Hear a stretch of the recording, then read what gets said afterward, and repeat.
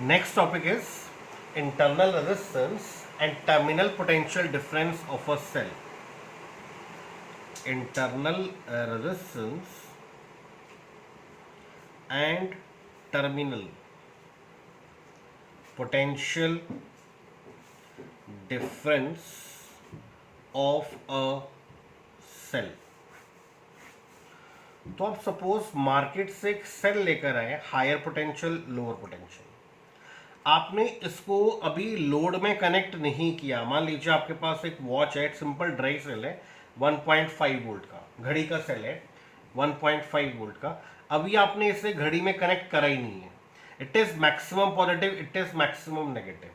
और हमने यहाँ पे एक आइडियल वोल्टमीटर लगा दिया। आइडियल वोल्टमीटर मीन्स एज्यूम कर लीजिए, ideal voltmeter means resistance is infinite, means voltmeter में से कोई करंट फ्लो नहीं कर रहा है, ऐसा सपोज कर लीजिए। तो अभी के लिए it is maximum positive, it is maximum negative.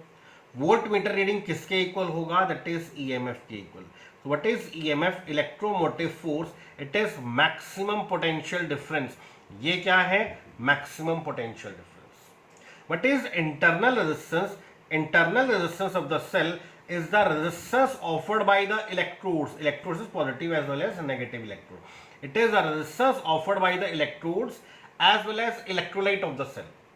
तो अभी तक आपने घड़ी में कनेक्ट करा ही नहीं है। Maximum positive, maximum negative, maximum potential difference which is EMF. अब आपने इसे लोड में कनेक्ट कर दिया। लोड मीन्स रेजिस्टेंस कह दीजिए, घड़ी कह दीजिए, जिसमें करंट पास होना है। आपने की इंसर्ट कर दी। होगा क्या?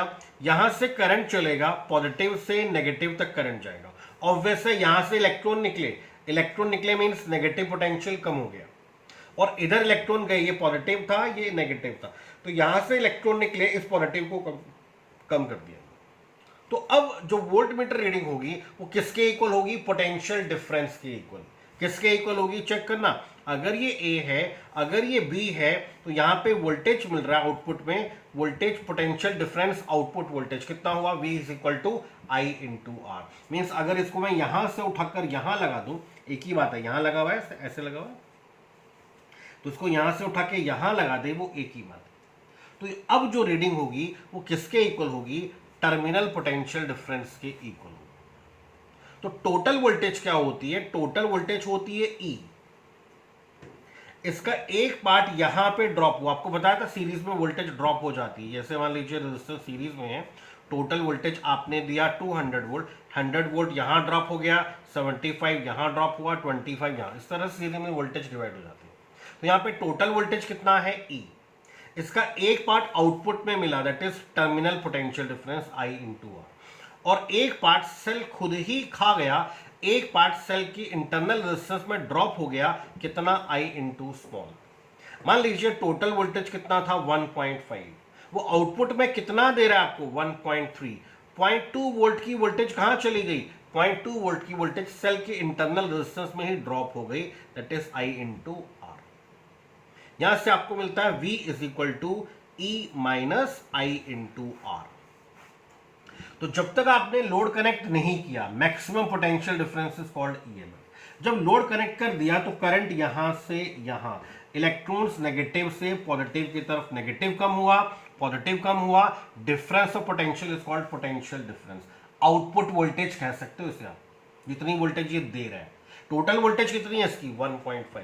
दे कितनी रहे? 1.3। बाकी 0.2 कहां चलेगी? वो इसके इंटरनल रेजिस्टेंस में ड्रॉप हो गई, उसके एंड्स पर मेंटेन, ड्रॉप होना होता है, उसके एंड्स पर उतनी वोल्टेज मेंटेन हो गई, रुक गई। So terminal potential difference is somewhat less than the EMF, somewhat less than the EMF by an amount equal to voltage drop across the internal resistance of the cell. यहां से आपको मिलता है I into R is equal to E minus V, and R is equal to E minus V upon I. As per Ohm's law equation देखना, V is equal to I R, this is V is equal to I into R, therefore I is equal to V by R. उठाकर put कर दीजिए, putting 3 in 2। So internal resistance R is equal to E minus V, and this I is equal to V by R. This is V by R. So the internal resistance of the cell is EMF, maximum potential difference, minus terminal potential difference, output voltage, multiplied with the external load resistance. Multiplied with the external load resistance. This is the formula for internal resistance of the cell. Clear? एक note और याद रखो, जब आप लेते हैं V तब आप लिखते हैं IR, V is equal to IR, then I is equal to V by R. अगर आप लिखते हैं E, V की जगह E, तब आप क्या लिखते हैं? तब आप लिखते हैं I इंटू R, ये वोल्टेज प्लस ये वोल्टेज, टोटल E है, E का एक पार्ट ये मिला आपको V क्या है? I into R plus I into smaller. तो I कितना हुआ? E upon R plus smaller.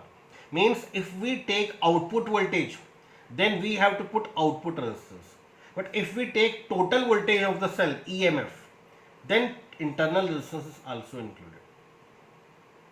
Total voltage upon total resistance. Output voltage upon output resistance. Clear?